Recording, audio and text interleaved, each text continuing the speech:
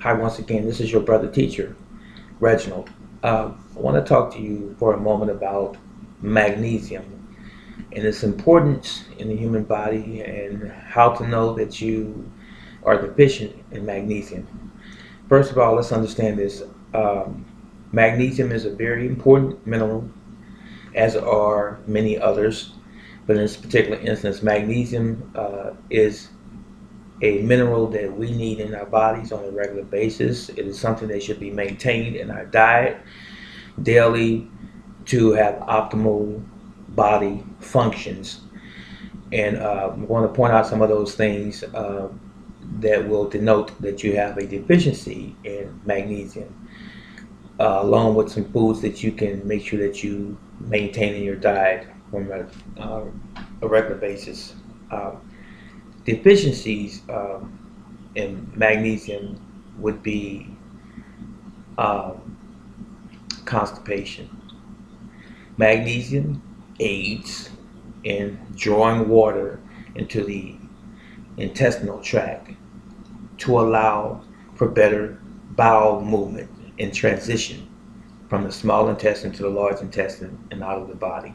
So you need magnesium. It helps to relax the muscles as well. Now, another thing, while I'm talking about relaxing the muscles, uh, when you are stiff, when you have cramps, magnesium is good for relieving muscle cramps. Kind of crossing over a little bit and kind of out of order, but I'm going to bring everything back home.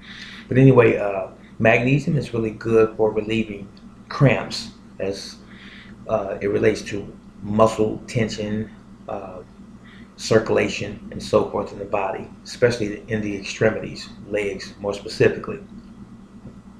So, uh, magnesium is found in things such as Epsom salt. A lot of us think that Epsom salt is only good for bathing in, which helps to relieve muscle soreness and or cramps, and just to relax the body overall in a hot tub of water.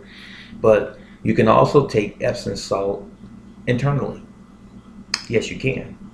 Epsom salt contains magnesium. And if you are constipated, that is one of the things that I've always suggested that you take a teaspoon of magnesium or magnesium rich Epsom salt in a glass of warm water to help move your bowels.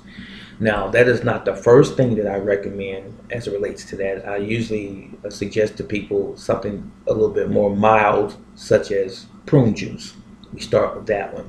Sometimes, for some people, just depending on who you are and your body makeup, a cup of coffee will help to move you. So, prune juice would be number one. And then my second one would be a teaspoon of baking soda in a cup of warm water. That will help to move your bowels as well. And then lastly, the Epsom salt. So all three of those are really good at helping to move your bowels so that you can relieve yourself of that constipation.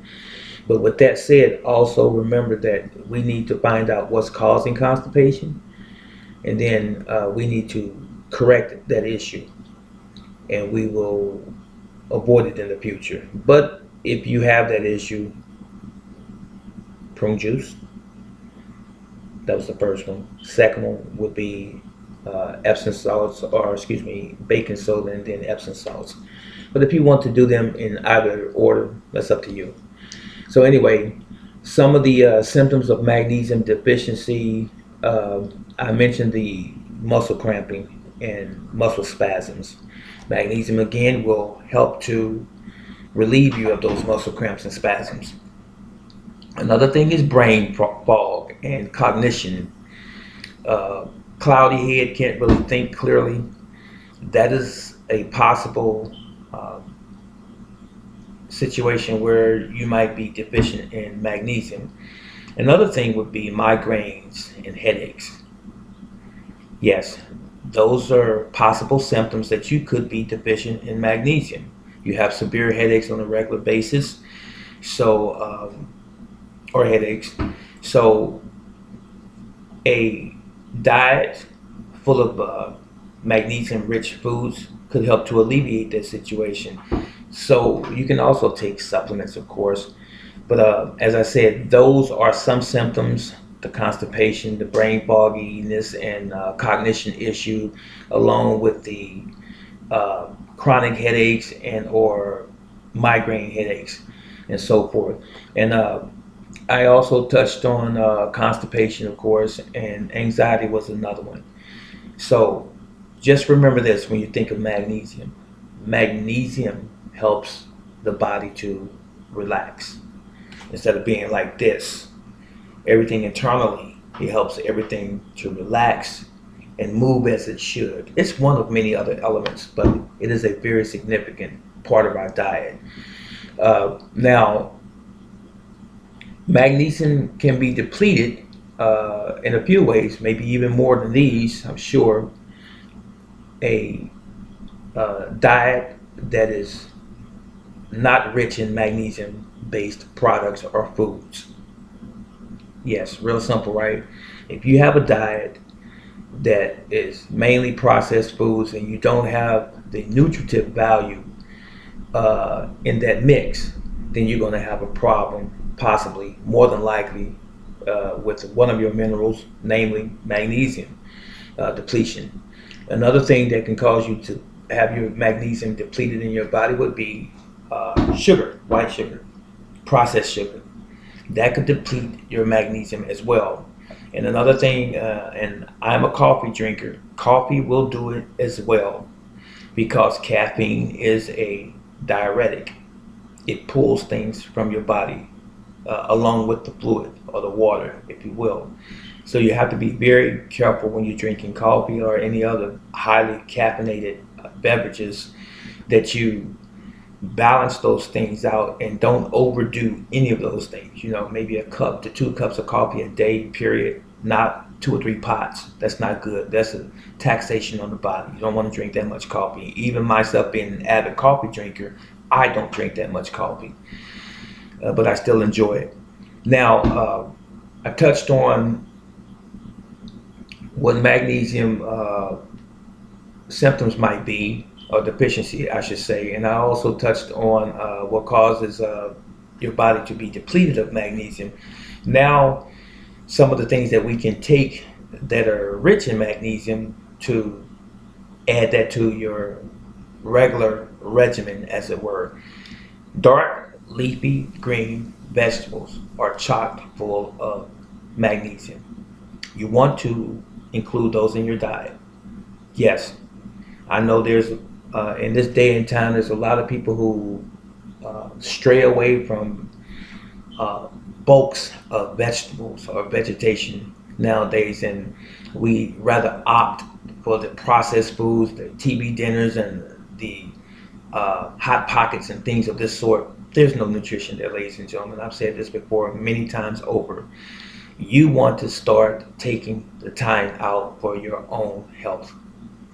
If you want to live, if you want to be vibrant, if you want to be alert, oriented, and active, and full spirited, if you want to feel as though that you know you are enriched, you follow what I'm saying, not only mentally, physically, and spiritually, you know.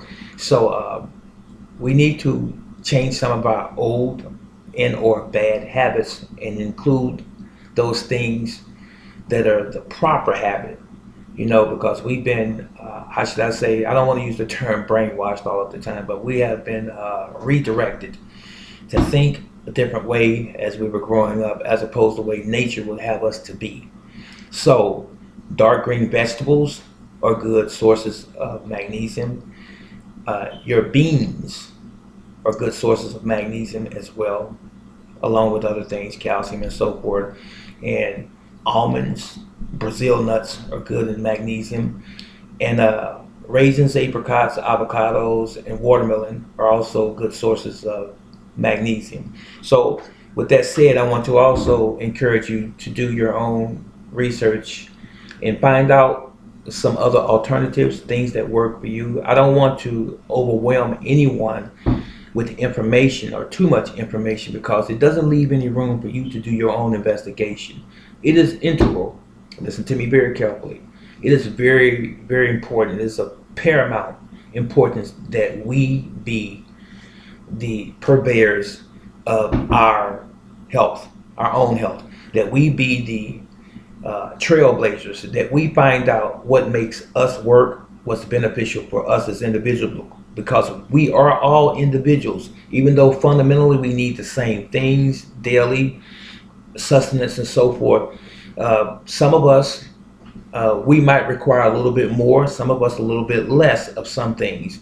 You just have to be in charge of your own life and your own health. It's really that simple. It's not complicated. Uh, I know what I enjoy from day to day as it relates to the food intake that I have. I don't eat more than 1.5 meals a day. One meal most days. I weigh about 160 pounds. I'm 5'9" and a half, about 5'9", and I'm very muscular for a guy that's 58 years old. And notwithstanding the fact that I have arthritis, I still continue to try to maintain a certain amount of health and fitness, even considering that. But what I consume every day, for the most part, is for brother teacher. Now, the most important thing, and said this before, and I'm going to say it again. You probably get tired of me saying this. I've said it before. I'm going to say it again. But anyway, I'm not going to change. Uh, what I found the most important thing that we need to consider in our everyday life as it relates to food, make certain that you have the nutrition. That's it. Your vitamins, your minerals, your enzymes, amino acids, all of the things that we need to survive as human beings. The proper water, the proper exercise, the proper sleep, the proper social environment, being positive in the way in which you think, being around people who are like-minded, who are positive as you are, keeping all of the negativity away from yourself. Don't go around drama if you can avoid it at all. Okay, read positive books, things on encouraging you, things that are going to edify you. Stay away from the nonsense. Leave the alcohol and the tobacco alone, if you will. I know I have friends out there that are watching me right now that drink a beer and other things, and even smoke. I'm not beating up on anyone. I don't do those things, but I'm just encouraging you. That's all. That's what I'm here for. I'm just here to encourage you. So, with all of that said, remember the deficiencies and magnesium symptoms. Remember what causes them. Remember what you're supposed to include in your diet on a regular basis. The dark leafy green vegetables. I said the raisins, apricots, avocados, watermelon, the almonds and Brazil nuts and so forth. And then there are other items as well. You just go out there and do your own research, and you can add in or include those things in your diet.